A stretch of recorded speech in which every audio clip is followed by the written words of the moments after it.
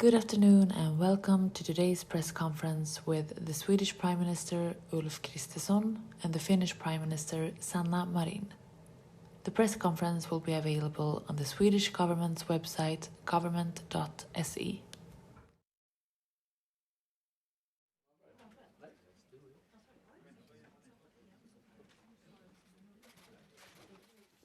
Please.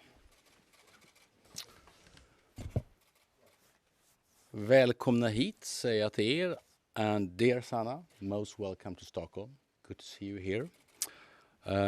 I'm very happy to host Prime Minister Marin in Stockholm today for very obvious reasons. It's the first bilateral incoming visit during the Swedish EU presidency. It's our third meeting outside the European Council, and it marks the very special relationship between Sweden and Finland. During today's meeting, we have discussed European security and our commitment to Ukraine. We have, of course, discussed the NATO accession process and the upcoming European Council next week. One of the three key words for the Swedish EU presidency is to help make Europe safer. First of all, to maintain the united support for Ukraine in military as well as in political, economic and humanitarian terms. Our two countries share this very strong commitment to Ukraine's defense and freedom, because the fate of Ukraine is also the fate of Europe. Finland's and Sweden's NATO accession was of course also on top of today's agenda. We embarked on this journey together, and we do the journey towards membership together. We have a very strong defense cooperation, and both countries will be security providers to NATO as allies. I appreciate the very clear messages from Finland, from you and from President Sauli Niinistö, that we are on this journey together. We have worked together on implementing the trilateral memorandum with Turkey. We have delivered concrete results on all parts of the memorandum, and we will continue to implement it right now. In Sweden's case, on this morning's cabinet meeting, we formalized, as I think you know, the government's proposal to the Council on legislation on fighting terrorism. And earlier today, the Minister for Justice, Gunnar Strömmer, presented the proposal at a press conference. The bill will be sent to Parliament in March, and the new anti-terrorism laws will be effective as of the 1st of June. This is a cornerstone in Sweden's long-term commitment to counter-terrorism, regardless if it aims to hurt Sweden or if it aims to hurt other countries.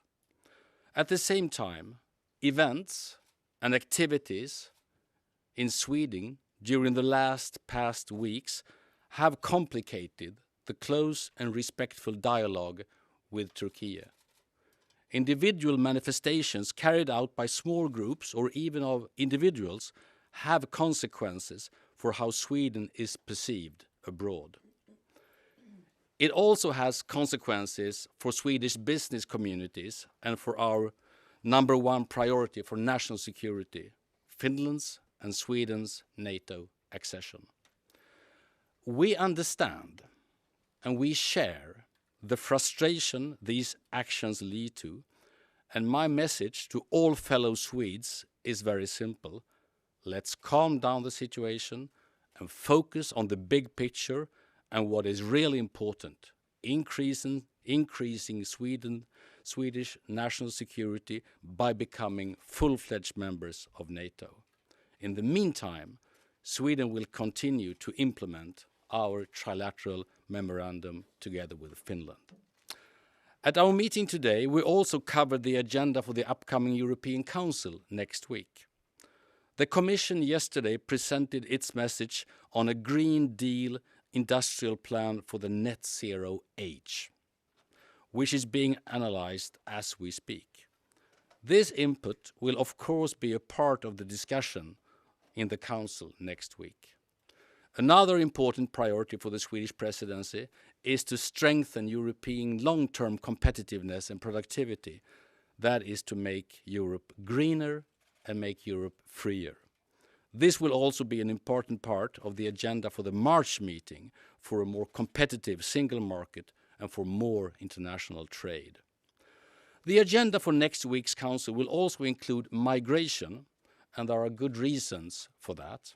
We need to bring the work forward on the external aspects of migration, given the severe challenges that many member states are facing right now. A number of countries, including the Netherlands, Austria and Belgium, are experiencing irregular migration at the same level now as in 2015, or even higher. In the case of Austria, their reception of migrants has tripled in a year and is now among the highest levels the country has ever experienced. And on the Western Balkan route, we have seen an increase in irregular border crossings with 150%. This is not sustainable and will be one of the big topics at next week's meeting. Finland and Sweden, finally, also share a common interest in forestry and the importance of forest industries, for example, in the field of bioenergy. All these were topics for the Prime Ministers and my talks today, and I now leave the floor to you, Sanna, please. Dear representatives of the media, dear Ulf, I want to thank you for your invitation for me to visit Stockholm today and for the very important and timely discussions that we had. We had a lot on our agenda today. It was very important to discuss the way forward on supporting Ukraine, our common path to join NATO, and the state of EU economy and competitiveness. Russia will not win its brutal war against Ukraine. We stand firm behind Ukraine as long as it takes. We have now stepped up our support. Much more is needed, also heavy weapons. Ukrainians can count on our support. We will help Ukraine on its path to become a member of the European Union also. Russia's war has permanently changed the European security order. Last spring, we started our common path to join NATO. This journey must be made hand in hand and in common accord, just like we started it. On every step, it is in our interest to move this way. The security of Finland and Sweden is bound together. It is the interest of the whole alliance that we will join together. We have addressed the concerns raised by Turkey as agreed in Madrid. Today we need determination and unity more than ever. We trust that all member states of NATO are able to ratify our application soon and that by the summit in Vilnius, Finland and Sweden will be allies. We are also committed to working closely together on EU matters. Sweden's EU presidency comes at a crucial time. We discussed the preparation of the European Council next week. Europe continues to feel the effects of the war in Ukraine through high energy prices and high inflation. But Europe is now speeding up on its green transition, and we must continue in all fronts. Others around the globe are doing the same. It is good that countries like the US are heavily investing in green transition as well. However, this situation has also created concerns about the EU's global competitiveness. Our response should be balanced.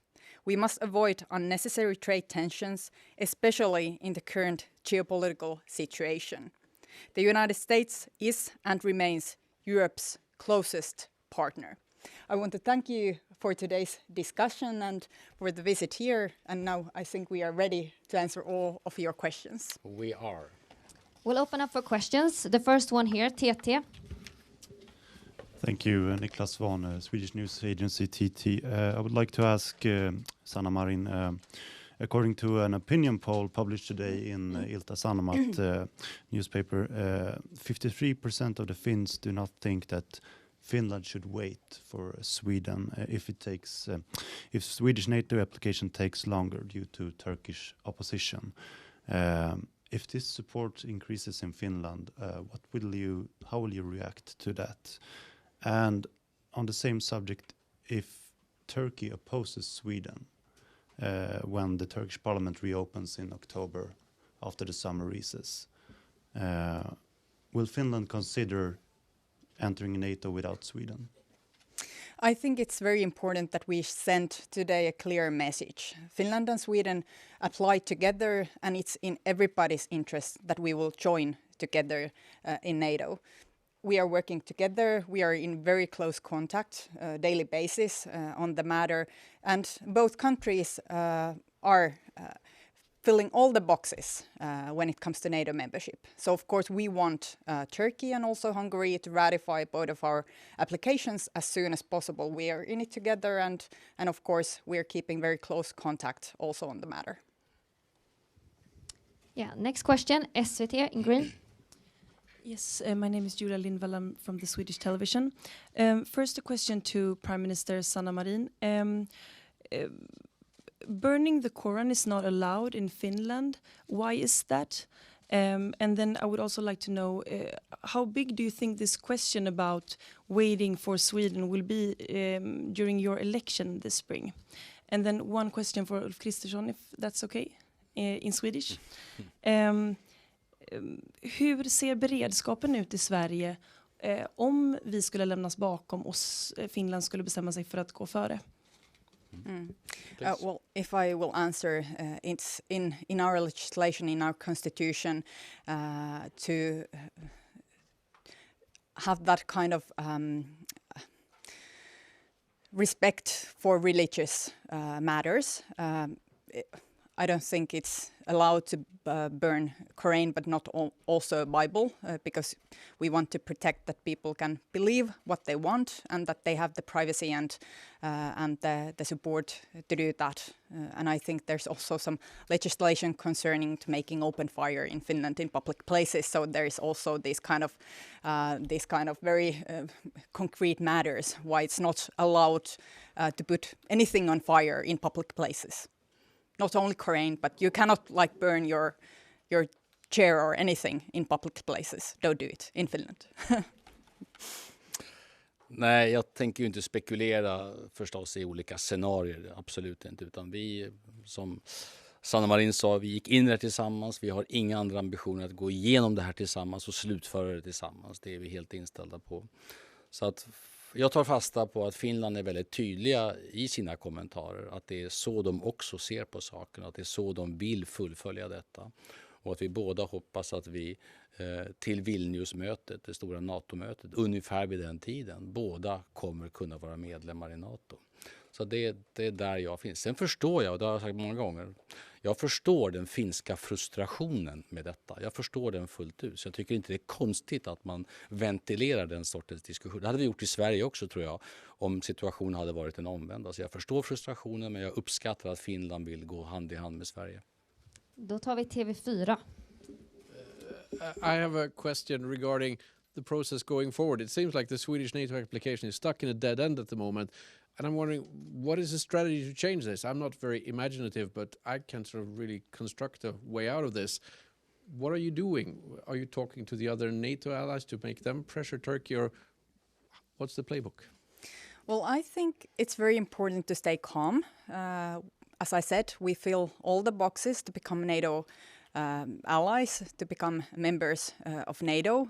We have agreed joint declaration in Madrid, and now both countries are following that. I think it's very important that you are now presenting this new legislation on terrorism and following what has agreed in Madrid. And then it's up to the two countries, Turkey and Hungary, to ratify. And we are expecting and waiting them to ratify our applications as soon as possible. Of course, we are discussing with many NATO member states on the matter, and it's also there's also a question of NATO's credibility when it comes to open door policy. So I think there are many interests on finishing this situation as soon as possible to finalizing our memberships in NATO. I very much agree on that. First, stay calm. Stay calm. don't hit the situation up, come back to serious discussions, sit down and continue the talks we have had, because they have been fruitful, and then continue implementing the trilateral memorandum and do exactly what we did this morning. An important step was taken this morning in having a new legislation in place. But how can you define this as fruitful? I said all the talks we've had since Madrid have been fruitful, I would say. Also confirmed by Turkey, very much so. And then, of course, the last week's events have not been fruitful. That's obvious to state. And that's why I think we need to get back to a more reasonable way of discussion with each other. And that's not possible while things are burning, literally. Yes, we'll do next question here in red. Antonia Berg, MTV News från Finland. Jag frågar Ulf Kristersson på svenska. Hur sannolikt ser du att det kommer att upprepas sådana här provokativa handlingar här i Sverige och vad kan det leda till? And Sanna Marin, how long will we be able to wait for Sweden if there will be more actions like this and it will last some years, for example? Could Finland wait that long? Thank you. Jag är statsminister, jag sysslar inte med sannolikhetslära, utan jag vet vad jag vill åstadkomma och jag kommer att arbeta hårt för det. Sen inser jag att människor som verkligen vill försöka sabotera den svenska och den finska NATO-ansökan kan göra det på olika sätt som är lagliga. Jag förstår att det är möjligt. Jag beklagar att det är på det sättet, att man vill göra på det sättet, och jag tycker att det är riskabelt och att man riskerar att spela krafter i händerna som inte vill Sverige väl. Jag vill bara understryka detta. Allt som är lagligt är inte respektfullt, och jag tycker man ska ha Sveriges nationella säkerhetsintressen i fokus just nu. Det är min uppfattning. Be the last question. If I will Please. answer to the question, I don't like this atmosphere or position where Sweden is presented as a sort of troubled child in the classroom. I don't think this is the case. Sweden also ticks all the boxes what is needed to become a member of NATO.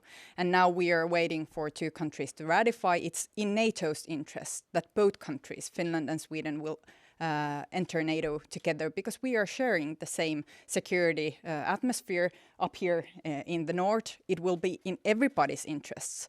NATO's interest, our interest, that we would be accepted simultaneously. So there's also real reasons why it's so important that we applied and that we are joining NATO together. And I don't like this kind of atmosphere where Sweden is presented as a troublemaker. Sweden isn't a troublemaker. Sweden is a very close neighbor of ours, and we respect each other very much. Thank you so much. Thank you, Sanna. Thank Yes. you. Thank you. Thank you. Thank you so much.